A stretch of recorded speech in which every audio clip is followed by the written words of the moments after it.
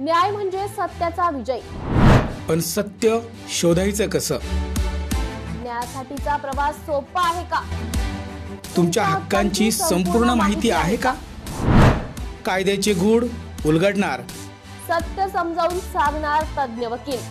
महत्त्वाच्या कायद्यांपासून ते गुंतागुंतींच्या प्रकरणांपर्यंत स्पष्ट उत्तर, ठोस मार्गदर्शन।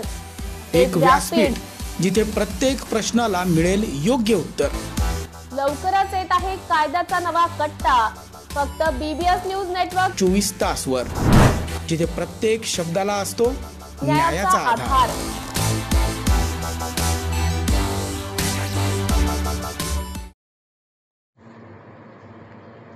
महाराष्ट्र प्रदूषण महामंडळाचे अध्यक्ष सिद्धेश रामदास कदम संभाजीनगरच्या दौऱ्यावर। महाराष्ट्र प्रदूषण महामंडळाचे अध्यक्ष सिद्धेश रामदास कदम हे आज छत्रपती संभाजीनगरच्या दौऱ्यावर आले असता त्यांनी इथल्या प्रदूषण नियंत्रणासाठी काही उपाययोजना सुचविल्या आहेत। तसेच त्यांनी मनपा आयुक्त जी श्रीकांत यांच्यासोबत शहरातील विविध विभागातील घनकचरा व्यवस्थापनाबद्दल चर्चा केली आहे। आज या ठिकाणी आदरणीय श्रीकांतजी ते मला डायनामिक म्हणाले, मला वाटतं त्यांनी त्या डायनामिक जे उपक्रम जे हाती घेतलेले आहेत खरं म्हणजे एक डायनामिक आयुक्त आपल्याला इथे लाभलेले आहेत आणि त्याच धर्तीवर त्यांच्याकडून सुद्धा छत्रपती संभाजीनगरमध्ये जे काही उपक्रम त्यांनी राबवलेले आहेत तर त्या उपक्रमामधून काही चांगल्या गोष्टी आम्ही इथून घेऊन चाललेलो आहोत आणि काही आम्ही त्यांना सजेशन सुद्धा दिलेले आहेत की आपण अजून चांगल्या गोष्टी काय करू शकतो। अशा पद्धतीने चांगली एक चर्चा आमचे अधिकारी वर्ग आणि त्यांचे सुद्धा अधिकारी वर्ग इथे होते। त्या प्रामुख्याने 4 विषयावर आज आम्ही चर्चा केली। सर्वप्रथम जो पहिला विषय होता तो घनकचराचा। तर घनकचऱ्याच्या विषयी त्यांचे जे प्लांट आता एक्झिस्टिंग आहेत तर त्याच्यामध्ये अजून काय आपण चांगली सुधारणा करू शकतो का याची सुद्धा त्याच्यामध्ये त्यांनी अभ्यास करावा आणि त्या पद्धतीने त्यांनी एक नवीन आराखडा तयार करून आम्हाला सादर करायचा आहे। जे दुसरा जो महत्त्वाचा विषय जो आम्ही हाती घेतला तो होता तो जे आपले STP प्लांट आहे। आज जसं खाम नदीचं जसं पुनर्वसन त्यांनी केलेलं आहे त्याच धर्तीवर सुखना नदीचं सुद्धा एक DPR तयार करून त्यांनी ऑलरेडी केलेला आहे, एक ऍक्शन प्लॅन तयार करून आणि तो ऍक्शन प्लॅन बोर्डाच्या अधिकाऱ्यांसोबत बसून पूर्ण सुखना नदीचं जे नाले आहेत ते कसे आणि जे नाले शेवटी मग जे नदीला मिळतात ते सांडपाणीचं प्रक्रिया करून कसं ती नदी सुद्धा स्वच्छ करता येईल ह्या अनुषंगाने सुद्धा आपण काम करायचं आहे। महत्वाचं म्हणजे महाराष्ट्र नवनिर्माण सेना भगूर शहराच्या वतीने रामनवमी म्हणजेच श्रीराम जन्मोत्सव निमित्त आयोजित प्राध्यापक श्री वसंतजी हंकारे यांच्या दमलेल्या बाबाची कहाणी या धार्मिक विषयावर हळुवार फुंकर घालणारे भव्य व्याख्यान रविवार दिनांक 6 एप्रिल 2025 रोजी सायंकाळी 6:30 वाजता, ठिकाण छत्रपती शिवाजी महाराज चौक भगूर। आयोजक श्री सुमित दत्तात्रय चव्हाण, शहराध्यक्ष महाराष्ट्र नवनिर्माण सेना भगूर माननीय श्री श्याम रवींद्र देशमुख, उपशहराध्यक्ष महाराष्ट्र नवनिर्माण सेना भगूर यश राजपूत, मयूर चौहान, अभिषेक चौहान, पवन चौहान, हर्षल चौहान, स्वप्नील देशमुख, अक्षय देशमुख, यश देशमुख। घरफोड्या करून उत्तर प्रदेशला पळून जाणाऱ्या अट्टल आरोपीला पोलिसांनी ठोकल्या बेड्या। विमानाने मुंबईत येऊन इथे 15 दिवसात 5 मोठ्या घरफोड्या करून पुन्हा विमानाने उत्तर प्रदेशला पळून जाण्याच्या तयारीत असलेल्या अट्टल आरोपीला मोठ्या शिताफीने मुलुंड पोलिसांनी बेड्या ठोकल्या आहेत।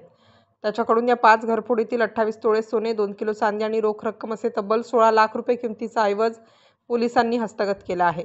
राजेश अरविंद राजभर असे या 32 वर्षीय अट्टल चोरट्याचे नाव असून त्याच्यावर विविध पोलीस ठाण्यात आतापर्यंत अनेक घरफोडीचे गुन्हे दाखल आहेत।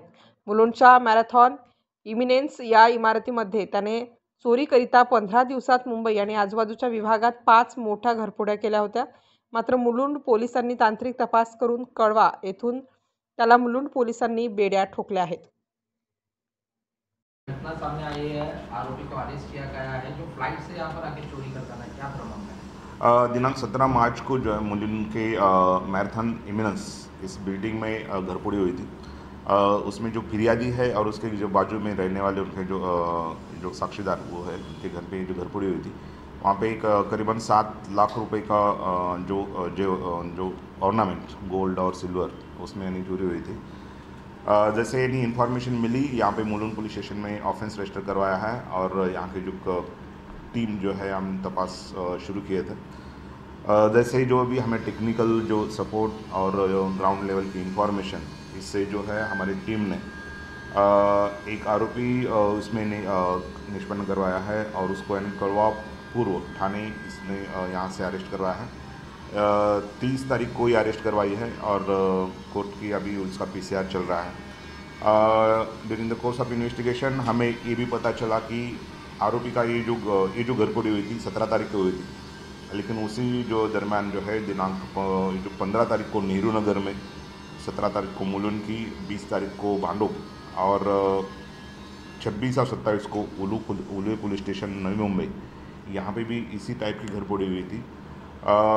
ये जो तपास के दरमियान जो है करीबन 28 जो है जो तोला गोल्ड और 2 किलो चांदी के जेवरात हमने हस्तगत करवाए हैं। आरोपी जो है बेसिकली राजेश अरविंद राजबरहा नेटिव जो है उसका गाजरी लालगंज आजमगढ़ यहाँ का जो है, और उसका जब हम रिकॉर्ड चेक कर रहे थे तो उसके ऊपर 2014 से लेकर 24 तक Dombivli police station, Vishnunagar police station, वसी police station, Vitthalwadi police station, Manpada police station और पेंट पुलिस स्टेशन, ऐसे उसके ऊपर जो प्रीवियसली 6 घरफोड़ी और चोरी के ऑफेंस हैं। ये जो ऑफेंस है माननीय CP सर पंसलकर सर, माननीय special CP sir Bharti sir, माननीय joint CP sir Chaudhary sir और additional CP sir Patil sir की मार्गदर्शन में Mulund ACP senior PI Mulund और जो हमारी स्पेशल DB टीम है सुनील कारंडे और उनकी जो टीम में राजकुमार वाघमारे, संदीप आवाड़, संतोष चाकनकर, गणेश कट्टे, रमेश डोबे, बस्तीराम बोड़के और सचिन बंसोड़े, इन्होंने बहुत अच्छी तरह से इन्वेस्टिगेशन करके जो भी मालमत्ता जो है हस्तगत करवाई है। सर, ये आरोपी फ्लाइट से मुंबई में आता था, फिर चोरी करके फ्लाइट से चला जाता, क्या मोडस ऑपरेंडी? आरोपी का जैसा हमें इन्वेस्टिगेशन में पता चला है कि आरोपी जो है दिनांक 13 को प्लेन से यहाँ पे आया था। उसने कंटिन्यूस ये 5 घरफोड़ी करवाई है और जो भी इसका ये मोडस है वो डे की HBD सभी HBD जो डे में हुए हैं वो करता था। इसके बारे में और हमारा इन्वेस्टिगेशन चल रहा है। सर, इसके साथ में क्या और भी इसके साथ में और भी लोग हैं कि क्या खाली अकेली ये काम में शामिल? अभी जो है घरफोड़ी जितनी डिटेक्ट हुई है रिसेंटली, ये सभी उसने अकेले ही करवाए हैं, लेकिन फिर भी हम देख रहे हैं कि उसमें उसके साथ में कौन था और उसमें आरोपी हो सकते हैं क्या, उसकी हमारी इन्वेस्टिगेशन चल रही है। आपके बताया सर इसके पहले भी इसके ऊपर कई सारे FIR दर्ज हुए, तो क्या उसमें गिरफ्तारी हुई थी, क्या जेल कस्टडी वगैरह कुछ हुई थी कि नहीं? राइट, उसमें नहीं वो अरेस्ट भी था और उसमें शायद अभी वो जो बेल पे है और हमारा डिटेल हम उसकी तपास भी कर रहे हैं।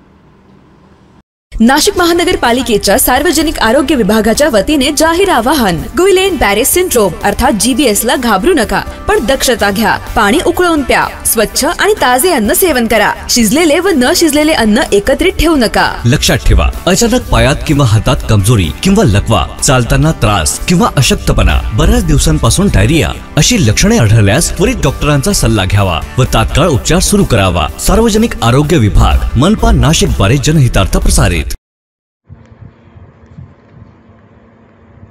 मंत्री अदिती तटकरे रत्नागिरी दौऱ्यावर, कामकाजाचा घेतला आढावा.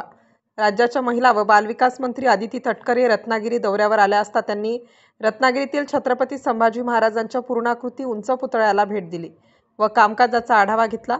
या पुतळ्याला भेट देऊन त्यांनी समाधान व्यक्त केलं. यावेळी रत्नागिरी नगर परिषदेचे प्रशासकीय अधिकारी उपस्थित होते. त्यांच्याकडून त्यांनी संपूर्ण कामकाजाची माहिती घेतली.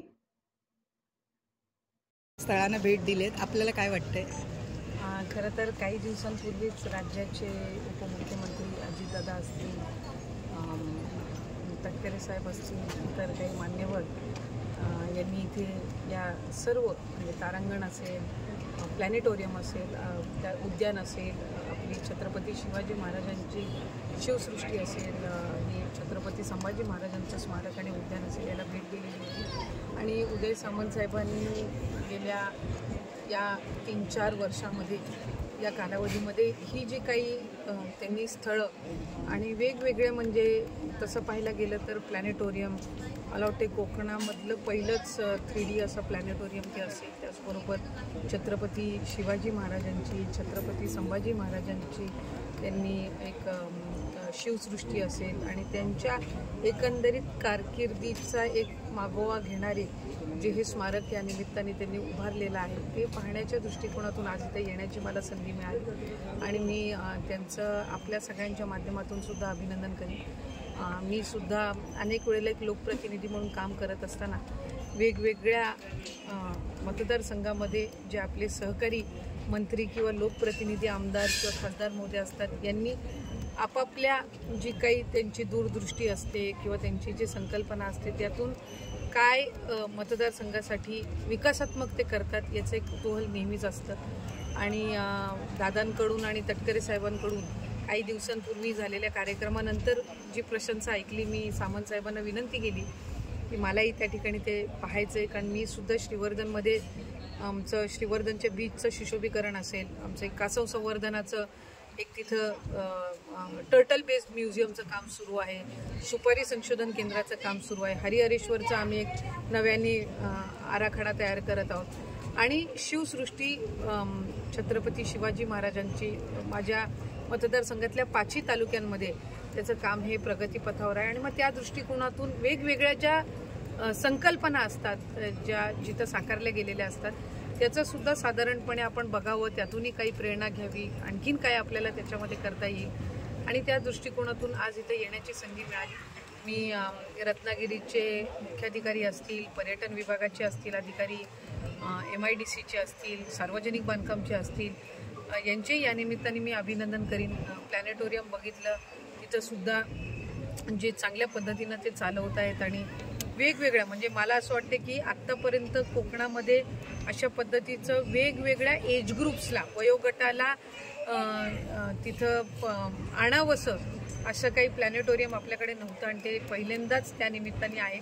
दुसरी एक अतिशय मला जी गोष्ट तिथं भावली ती म्हणजे नाशिक महानगरपालिकेच्या सार्वजनिक आरोग्य विभागाच्या वतीने जाहीर आवाहन, गुइलेन बॅरेस सिंड्रोम अर्थात GBS ला घाबरू नका, पण दक्षता घ्या। पाणी उकळून प्या, स्वच्छ आणि ताजे अन्न सेवन करा, शिजलेले व न शिजलेले अन्न एकत्रित ठेवू नका। लक्षात ठेवा, अचानक पायात किंवा हातात कमजोरी किंवा लकवा, चालताना त्रास किंवा अशक्तपणा, बऱ्याच दिवसांपासून डायरिया अशी लक्षणे आढळल्यास त्वरित डॉक्टरांचा सल्ला घ्यावा व तात्काळ उपचार सुरू करावा। सार्वजनिक आरोग्य विभाग, मनपा नाशिक द्वारे जनहितार्थ प्रसारित। कुख्यात रील्स स्टार सुरेंद्र पाटील याच्या विरोधात 15 गुन्हे, यात 2 बलात्काराचे गुन्हे। डोंबिवलीतील कुख्यात रील्स स्टार सुरेंद्र पाटील यांच्या अडचणीत वाढ होताना दिसत आहे। सुरेंद्र पाटील यांच्या विरोधात आतापर्यंत 15 गुन्हे दाखल आहेत। यामध्ये फसवणूक, गैरवर्तन, पोलीस स्टेशनमध्ये पोलिसांच्या खुर्चीवर बसणे या स्वरूपाचे गुन्हे होते। आता 2 दिवसात 2 बलात्काराचे गुन्हे दाखल झाले आहेत। पोलिसांची 5 तपास पथके सुरेंद्र पाटील याचा शोध घेत आहेत। आणखीन कोणी महिला सुरेंद्र पाटील यांच्याकडून पीडित असेल तर तिने लवकरात लवकर पोलिसांना संपर्क साधावा असे आवाहन पोलिसांनी केले आहे। सर, सुरेंद्र पाटील नावाच्या एका व्यक्तीवर गुन्हा दाखल झाला आहे, काय माहिती? सुरेंद्र पाटील यांच्या संपर्कात फिर्यादी आलेल्या होत्या। फिर्यादी त्यांच्या एक पेपर वेट वगैरे किंवा पेपर बनवण्याची जे मशिनरी आहे त्यांचा तो बिझनेस होता आणि त्यांनी त्यांच्या गाळा घेतलेला होता सुरेंद्र पाटील यांचा डोंबिवली पोलीस स्टेशन हद्दीमध्ये।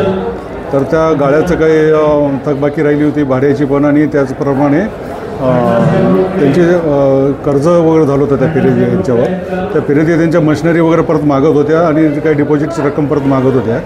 तर त्या गोष्टीला हे करून आरोपीने फिर्यादीला आश्वासन आम्हीच दाखवलं की तुला मी तुझ्या वस्तू परत करतो, आणि त्या याच्यातून त्यांनी तिच्याशी जबरदस्ती शारीरिक संबंध वगैरे केले। या बाबतीत डोंबिवली पोलीस स्टेशनमध्ये गुन्हा दाखल आहे। गुन्ह्यातील आरोपीचा आम्ही शोध घेत आहोत। सर, दुसरा दिवशी दुसरा गुन्हा दाखल आहे, अद्याप आरोपी अटक झालेला की नाही? अजून आरोपी अटक झालेली नाही।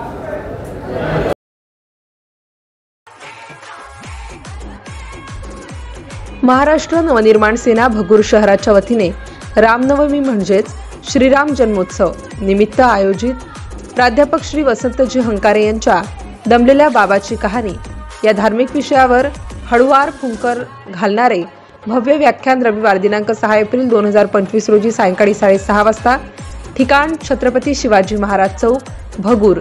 आयोजक श्री सुमित दत्तात्रय चव्हाण, शहराध्यक्ष महाराष्ट्र नवनिर्माण सेना भगूर माननीय श्री श्याम रवींद्र देशमुख, उपशहराध्यक्ष महाराष्ट्र नवनिर्माण सेना भगूर यश राजपूत, मयूर चौहान, अभिषेक चौहान, पवन चौहान, हर्षल चौहान, स्वप्नील देशमुख, अक्षय देशमुख, यश देशमुख। ज्या पद्धतीने चांगले उपचार रुग्णांना मिळायला पाहिजे त्या पद्धतीने मिळत नाहीत, डॉक्टर नीलम गोऱ्हे। राज्य सरकारने ज्यांना जमिनी प्रदान केलेल्या आहेत अशी बरीच रुग्णालये मुंबई आणि पुण्यात आहेत। मागच्या 10 ते 15 वर्षापासून विधिमंडळात हा विषय नेहमी येतोच। ज्या पद्धतीने चांगला उपचार रुग्णांना मिळायला पाहिजे त्या पद्धतीने मिळत नाही। काही वेळेला तर रुग्ण गरीब असल्याने त्यांना प्रवेशच नाकारला जातो। त्यामुळे दीनानाथ रुग्णालयातील घटनेबाबत त्यांनी अहवाल दिलेला आहे। दरम्यान महाराष्ट्राचे आरोग्यमंत्री प्रकाश आबिटकर हे अत्यंत संवेदनशील आणि सकारात्मक भूमिका असणारे आहेत। याची राज्य सरकार आणि अजित पवार यांनीही दखल घेतलेली आहे। याबाबतची उच्चस्तरीय कमिटी ही नेमण्यात आलेली असून त्याचे अहवाल द्यायला सांगितले आहेत। त्या अहवालामध्ये नेमकी वैद्यकीय हडसांड काय झाली आणि त्यांना कुठे नेण्यात आलं यावर सरकारच्या मुद्द्यामध्ये चर्चा येईल। आता नुकत्याच झालेल्या अधिवेशनात मी स्वतः चेअरवरून सरकारला निर्देश दिले होते। कोविडच्या काळात ज्या पद्धतीने डॅशबोर्डवरून माहिती कळत होती त्याच पद्धतीने आरोग्यमंत्र्यांना माहिती मिळण्यासाठी निर्देश दिलेले आहेत। या पद्धतीची यंत्रणा जर पुढच्या काळात उभी राहिली तर अशा पद्धतीच्या घटना टाळता येतील। या संदर्भात जे जबाबदार असतील त्यांच्यावर सरकार योग्य ती कारवाई करेल। मी स्वतः उपसभापती पदावर आहे आणि चौकशी सुरू आहे, त्यामुळे कोणताही निष्कर्ष देणे योग्य नाहीये। अशा घटना घडणे हे अतिशय गंभीर असून याची दखल राज्य सरकारने घेतलेली आहे। याच्या पुढच्या काळात धर्मदाय हॉस्पिटलमध्ये सुद्धा रुग्णांना तातडीचे उपचार कसे मिळतील यावर सरकार जरूर निर्णय घेईल। मुख्यमंत्री आणि उपमुख्यमंत्री यांच्या कक्षांच्या विनंतीचा ही आदरच ठेवला जातोय। कोविडमधून जेव्हा आपण बरे झालो तेव्हा संजीवनी देणारे देव म्हणून डॉक्टरकडे आपण पाहतो। काही अपप्रवृत्ती असतील तर त्या दूर करण्याचा प्रयत्न आपण केला पाहिजे। सर्वसामान्य हॉस्पिटल्समध्ये काम करणाऱ्या लोकांचं खच्चीकरण होणार नाही, अशा पद्धतीचा हिंसाचार कोणीही करू नये। जे जबाबदार असतील पद्धतीने किंवा राज्य सरकारने ज्यांना जमिनी प्रदान केलेल्या आहेत अशी अनेक रुग्णालये मुंबई आणि पुण्यात आहेत आणि गेली जवळजवळ 10-15 वर्ष विधिमंडळात हा सातत्याने विषय येतो की जेवढ्या प्रमाणात चांगला उपचार रुग्णांना मिळायला पाहिजे तेवढा अनेक ठिकाणी मिळत नाही, तर काही वेळेला ते गरीब असल्यामुळे त्यांना प्रवेशच नाकारला जातो। या पार्श्वभूमीवरती दीनानाथ रुग्णालयामध्ये जे काही घटना समोर आली आहे त्याबद्दल त्या रुग्णालयाने पण स्वतःचा अहवाल दिलेला आहे, परंतु महाराष्ट्राचे आरोग्यमंत्री प्रकाशजी आबिटकर हे अत्यंत संवेदनशील आणि सकारात्मक भूमिका असणारे मंत्री महोदय आहेत, त्यामुळे त्याची राज्य सरकारने दखल घेतलेली आहे। अजितदादा पवारांनी त्याची दखल घेतलेली आहे आणि त्या संदर्भात एक उच्चस्तरीय कमिटी धर्मादाय आयुक्त त्याचबरोबर विविध विभागांचे आरोग्याचे अधिकारी यांच्या बरोबर घेऊन लवकरात लवकर अहवाल द्यायला त्यांनी सांगितलेले आहे।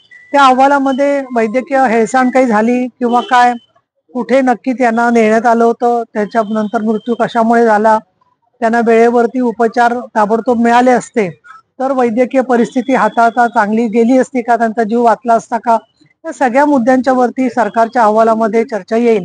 परंतु आत्ता नुकत्याच झालेल्या अधिवेशनात सुद्धा मी स्वतः चेअरवरून उपसभापती म्हणून सरकारला निर्देश दिलेले होते की कोविडच्या काळामध्ये जसं डॅशबोर्ड करून कुठल्या हॉस्पिटलमध्ये किती बेड्स उपलब्ध आहेत, कुठल्या रुग्णाला ताबडतोब डिस्चार्ज मिळणार आहे, किती ICU मधल्या रूम्स उपलब्ध आहेत ही माहिती क्षणार्धात जनतेला कळली पाहिजे आणि त्यासाठी म्हणून तसे जिल्हानिहाय डॅशबोर्ड करावेत असं मी प्रकाश आबिटकर सन्माननीय आरोग्यमंत्री सभागृहात असताना निर्देश दिलेले आहेत।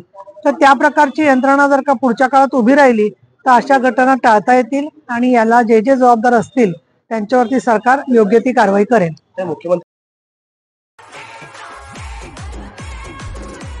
महाराष्ट्र नवनिर्माण सेना भगूर शहराच्या वतीने रामनवमी म्हणजेच श्रीराम जन्मोत्सव निमित्त आयोजित प्राध्यापक श्री वसंतजी हंकारे यांच्या दमलेल्या बाबाची कहाणी या धार्मिक विषयावर हळुवार फुंकर घालणारे भव्य व्याख्यान रविवार दिनांक 6 एप्रिल 2025 रोजी सायंकाळी 6:30 वाजता. ठिकाण छत्रपती शिवाजी महाराज चौक, भगूर. आयोजक श्री सुमित दत्तात्रय चव्हाण.